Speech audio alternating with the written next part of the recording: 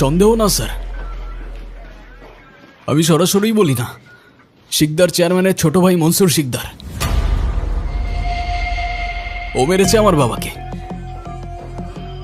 আপনি যা বলছেন বুঝে শুনে বলছেন তো? আমার বাবা আর নেই স্যার, যা বলছি আমি বুঝে শুনেই বলছি। ঠিক আছে, আপনি বাসায় যান, আপনার কেসটা আমি দেখছি। শুক্রিয়া স্যার।